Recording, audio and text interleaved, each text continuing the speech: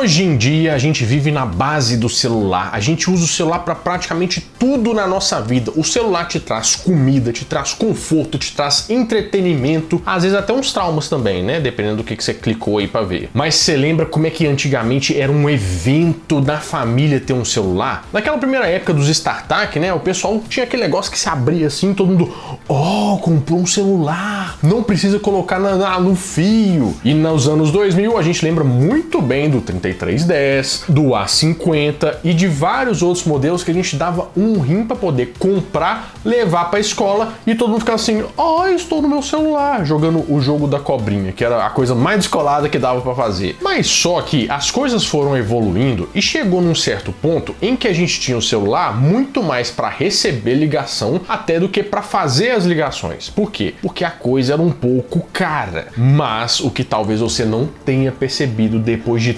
todos esses anos é que você caiu num grande golpe dos celulares nos anos 2000 e é isso que você vai descobrir hoje no Nerd Show.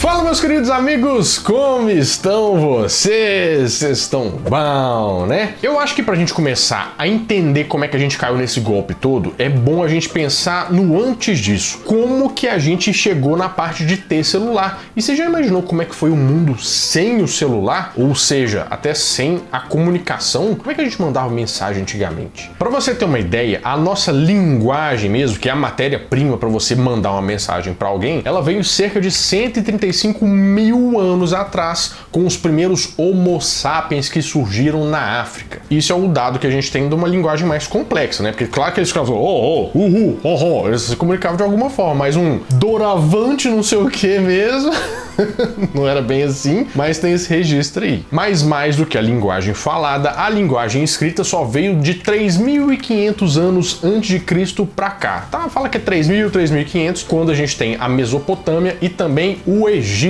Na Mesopotâmia, eles usaram a escrita cuneiforme, que era como se fosse eles pegavam umas pazinhas assim, pegavam argila e ficavam fazendo assim, isso que quer dizer olá. E aí foi se desenvolvendo, tiveram os hieróglifos, né, que os egípcios aí deixaram pra posteridade os desenhos do povo assim, mas não tinha ninguém fazendo selfie naquela época. Eu acho que você usa esse modo de escrita até hoje. O meu tá mais pra um aramaico, Barelanda. É a linguagem de Jesus, assim, sabe? Indecifrável. Eu escrevo por parábolas. Não consigo ler nada. Beleza, mas chega um ponto em que a gente já tem a linguagem e a gente já tem a escrita. Agora a gente precisa gerar um jeito da gente mandar essas mensagens que a gente precisa mandar para outras pessoas. E algumas civilizações começaram a pensar nisso. Não era o celular, era um pouco mais rudimentar, mas funcionava muito bem também. A partir de 3.000 anos antes de Cristo, começaram a surgir as mensagens via fumaça, sabe, mensagem de fumaça que o povo fica falando zoando, existiu de verdade, e também tambores. As mensagens de fumaça vinham mais do pessoal da China e os tambores das tribos africanas, que tinham a missão de passar algumas mensagens, mas não era aquele negócio incrível não, né, aquele texto de 25 linhas pra você pôr no Enem, no Enem.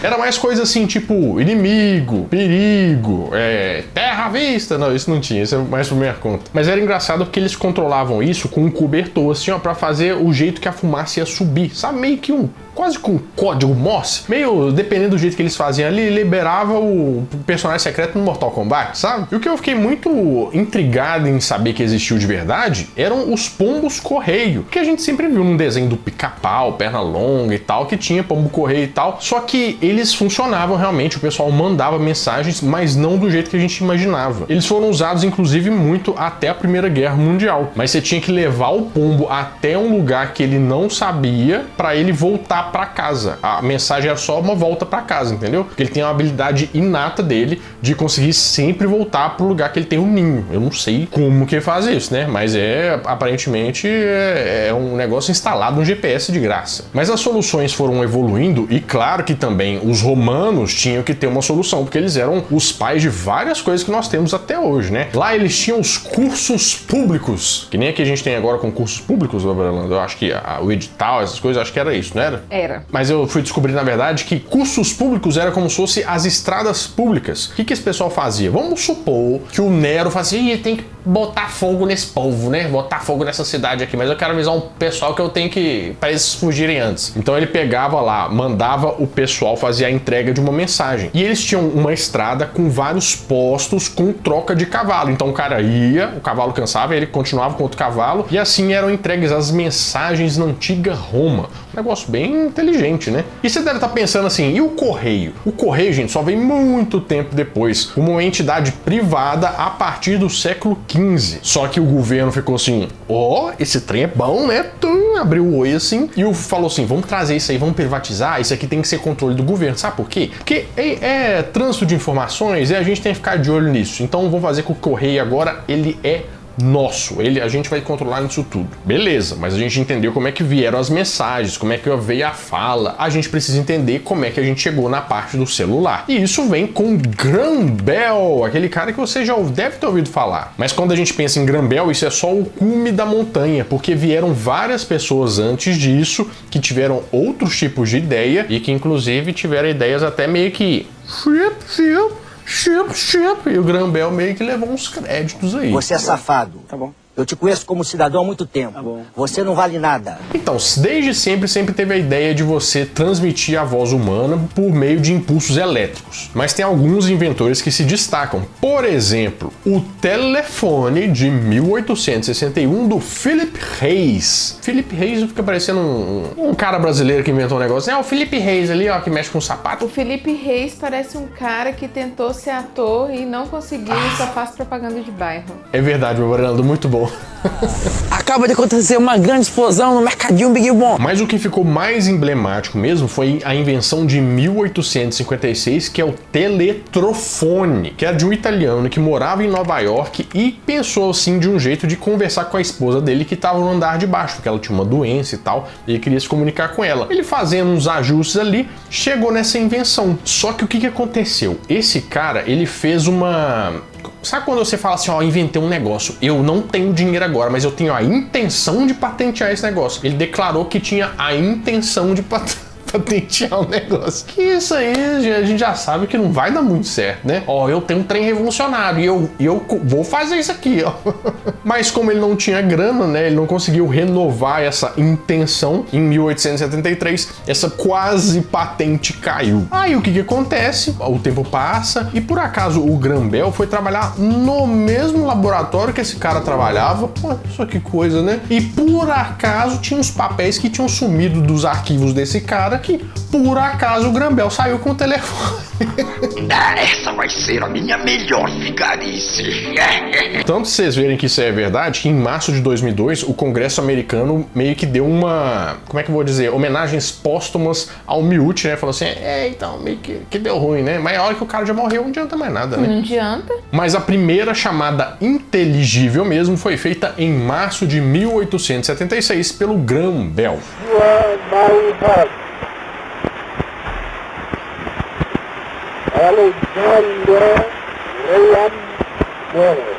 Agora você não deve saber isso, mas Dom Pedro II, imperador do Brasil, teve tudo a ver com a disseminação do telefone no mundo. Vocês acreditam nisso? O que acontece, ó? Em 1876, já que o Graham Bell tinha feito a ligação, ele falou assim, meu Deus, eu preciso contar isso pro mundo. E ele foi participar de uma feira na Filadélfia, como se fosse a feira de tecnologia que acontece hoje, que eles mostram as TV curva, os negócios que a gente nunca vai ter dinheiro pra comprar, sabe? Daqui uns 200 anos a gente vai ter. Só que nessa época, Dom Pedro II era uma das pessoas mais influentes que passaram por essa feira. E todo mundo, olha, um chefe de estado, um imperador do Brasil, que pessoa requintada, né? Só que ele também gostava muito de ciência, tecnologia, ele era muito ligado nessa parte. E nessa feira tinha outros destaques e Graham Bell era meio que o patinho feio, ninguém tava nem aí pra esse tal de telefone dele, sabe? Por exemplo, tinha o tal do Thomas Edison mostrando a lâmpada dele e tinha até o Ketchup Heinz. Quem que vai querer saber de telefone quando você tem o ninguém faz como Heinz? Só que aí o Graham Bell falou assim, Dom Pedro, come here, vem cá, testar o telefone. Aí disse que teve aquela cena clássica, né, que o Dom Pedro pegou aquele negócio e falou assim, oh my God, it speaks! E em 1877, o Brasil já tinha uma linha de telefone para comunicação. Foi o segundo país do mundo a ter uma linha de comunicação. Ou seja, o Dom Pedro vai lá, fala, o negócio fica meio que importante, todo mundo fala assim, se o Dom Pedro interessou, então a gente tem que fazer isso aqui também. E Dom Pedro mudou o caminho do Graham Bell. Mas quando a gente fala em telefone no Brasil, as pessoas de antigamente, elas sempre falam assim, nossa, mas ter uma linha telefônica aqui era uma tristeza, meu Deus, era uma dificuldade danada. E realmente era. A dificuldade era de você entrar numa lista de espera para ter um aparelho de telefone, ter uma linha, e de esperar mais ou menos de 2 a 5 anos para você ter uma linha. A gente que tá acostumado a ir na banca, comprar um chipzinho e pronto, né? Pensa só que dificuldade. O pior não era só isso, né? Diz que era muito caro. Era muito caro. E isso era caro por quê? Porque era muito monopolizado. Porque em 1972 foi fundada a Telebrás, que era como se fosse a parte do governo destinada a mexer com essa parte aí. A Tebasa, Telefones da Bahia, Sociedade Anônima, empresa subsidiária da Telebrás, foi criada para implantar um novo serviço telefônico urbano, moderno e de envergadura suficiente para atender às exigências do progresso da Bahia. Mas só que tem um negócio, tinha hiperinflação, o dinheiro tava, né, ficando doidão. E como era um monopólio, só eles podiam mexer com isso, ficou com muita dificuldade de atender a demanda. Todo mundo queria ter um telefone, né? E isso só foi acelerado depois com a privatização do sistema Telebrás, que foi dividido em 12 holdings, né? Tipo, é como se fosse uma pizza, que eles dividiram para 12 pedaços e cada uma ficou com um pedacinho para cuidar dessa parte. E aí vem algumas empresas, né? Por exemplo, a Telesp, uma empresa que depois viria a ser a Oi, teve a Embratel e muitas outras. Mas pensa no cenário, a gente já estava meio atrasado no negócio de pôr linha fixa. A hora que chegou o celular... Este é o mais moderno sistema de telefonia móvel do mundo. O usuário, com um aparelho portátil ou no carro, poderá fazer ligações para qualquer lugar. O usuário do telefone móvel vai ter acesso a outras facilidades. Vai poder fazer uma reunião simultaneamente com outros 3 aparelhos, ou transferir para um outro número uma chamada apenas apertando o botão. Então pronto, né? Resolvido. Abemos celular. Agora o país vai virar uma comunicação sem fim. Porque o quê? O celular é muito barato, né? Nossa, é baratinho. Já era difícil ter uma linha normal, imagina uma linha de celular. Mas só que, quando o celular chega aqui no Brasil, a gente começa a ver alguns problemas com ele. Por exemplo, não é só você comprar o aparelho. Tinha um fantasma que a gente tinha muito medo, que era o nome pós-pago.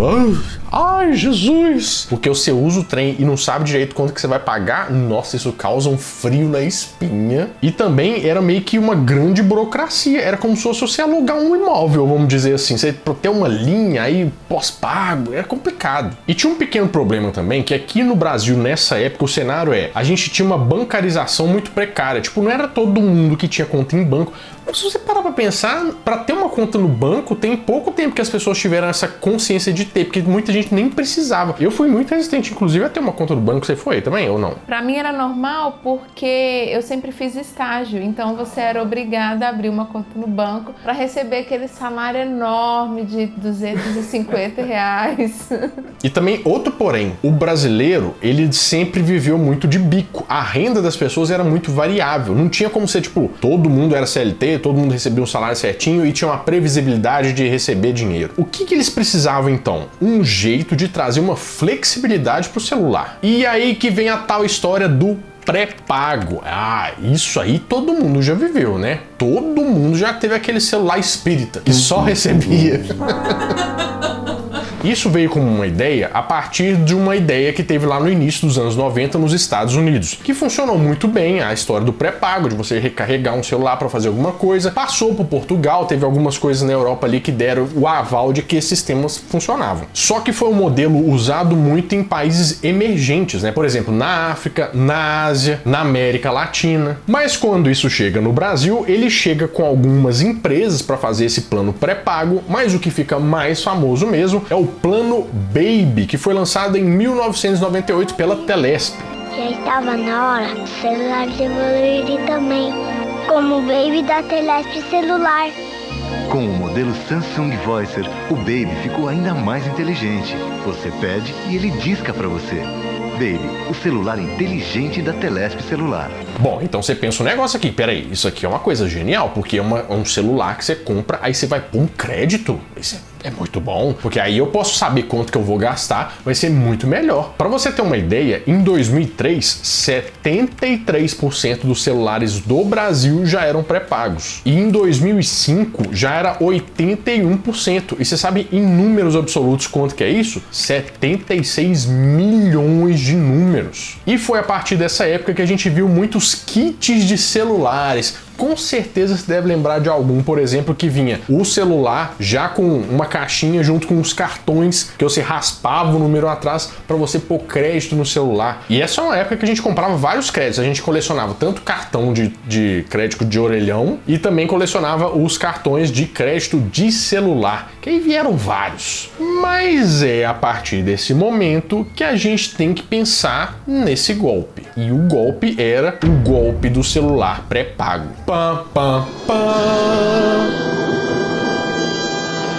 Mas por que eu tô falando que isso foi um grande golpe aqui no Brasil? Vamos só destrinchar para você entender. Quando a gente pega um celular e ele é pré-pago, a gente tem uma certa ilusão de economia, porque a gente fala assim, é pré-pago, ele só recebe aqui, não tem problema nenhum, não tô gastando dinheiro nenhum com isso. Só que tem vários problemas. Talvez você não saiba, mas as tarifas da ligação de um celular pré-pago chegavam a ser 300% mais caras do que a tarifa de um celular pós-pago. E tem outra coisa, a gente tem aquela ilusão de tipo, a gente só põe o crédito e vai falar. Só que você lembra que esses créditos eles tinham uma validade de 30 dias? Ou seja, quando você colocava um crédito, ligava ou não ligava, passava 30 dias, esse crédito ia embora e para falar de novo você tinha que recarregar de novo. E ainda tinha um agravante que as ligações não eram como hoje, que você liga para o norte do país, estando no sul do país, pagando a mesma coisa ou quase pagando nada. As ligações interurbanas tinham um valor muito diferente. Muito caro, era realmente caro. Então você botava R$10,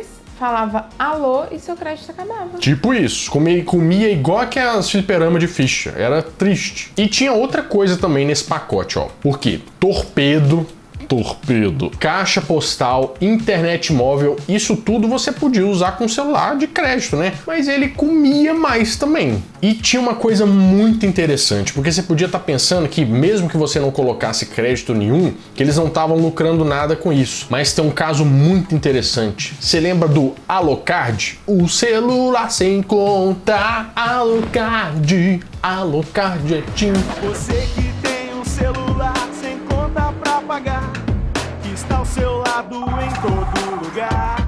Então, para você usar a potência total do Alocard, você tinha que ter 3 números favoritos para você poder ligar ali. Mas o que eles estavam querendo de verdade? Não é que você colocasse o crédito, eles queriam fidelizar as pessoas. Por que eles queriam fazer isso? Porque quanto mais números de celular eles tivessem embarcados na empresa deles, mais o valuation dessa empresa era maior e mais isso valia na bolsa de valores. Agora você tem que explicar pra gente o que é valuation, né? Valuation vou explicar pra você, é quando você vai no Shark Tank e fala assim, quanto que é o valuation da sua empresa? Eu falo assim, são 10 milhões de dólares. A pessoa assim, ao semi-exato olha e fala assim, nem a pau.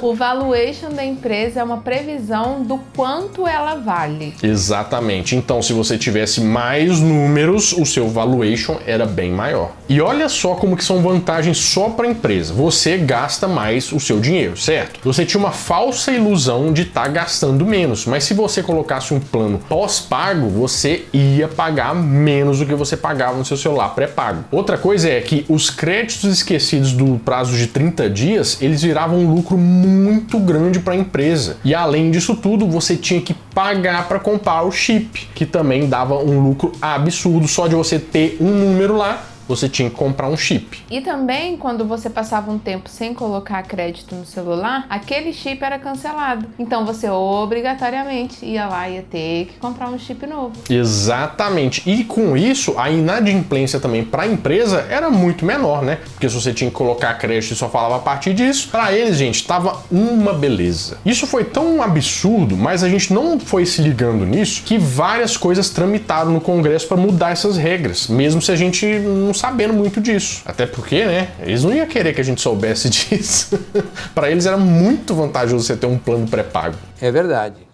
Mas de lá pra cá, e muito recentemente, algumas coisas mudaram. Por exemplo, tiveram regulações lá na Anatel que os créditos agora eles tinham que dizer qual que era o prazo que eles iam vencer e com mais opções de vencimento. Por exemplo, tem crédito que vence em 60 dias, em 90 dias, e isso já tá rolando. Outra coisa também é que eles são obrigados a falar quando que esses créditos vão vencer, mandar aviso, ó, seus créditos expiram em tal. Tem alguns projetos rolando no momento que está sendo feito esse vídeo, em que os números possam durar até um ano sem colocar nenhum crédito lá, ou até que os créditos nem tenham mais prazo. E hoje também mudou um pouco, a gente não percebe tanto essa mudança, até porque os créditos eles são usados para outras coisas, né? A gente preocupa muito mais com a internet, a gente não liga tanto para as pessoas, e também hoje eles lançaram os planos controle, que é meio que um híbrido, né? Você não paga depois pelo que você usou, mas também você tem um plano ali que você mantém, que para eles também é super vantajoso. Quanto que você paga no seu plano controle? Eu acho que eu estou descontrolado, Brando, porque eu não lembro. Eu acho que é uns R$70, é um negócio assim. É, tá caro, viu? Tá caro, não tá? Porque eu tava olhando uma vez, eu pago R$60 no meu. E aí eu não uso nada. Só pra quando eu tô na rua ter condição de fazer um Pix. Entendeu? E isso pra mandar mensagem pra eu, recarrega meu celular, porque a mensagem que eu mais recebo é recarrega meu celular que meu crédito acabou. Você tá desabafando com a sua audiência. Baialando, é uma terapia aqui também, é conhecimento e terapia. Mas é porque mensagem no WhatsApp eu consigo te mandar, porque o WhatsApp ele é de graça no meu plano.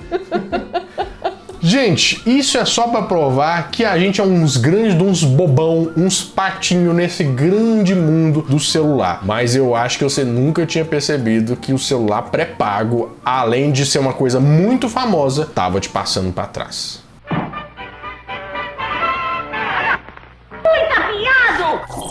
Bom, meus amigos, é isso. Eu espero que vocês tenham gostado bastante desse vídeo. E se vocês gostaram, ó, já deixa o like, se inscreve no canal, que tem várias histórias malucas pra trazer aqui pra vocês. Bom, eu vou ficando por aqui, mas toda semana eu volto com mais um vídeo quentinho, fresquinho, crocante pra vocês. Então, adeus!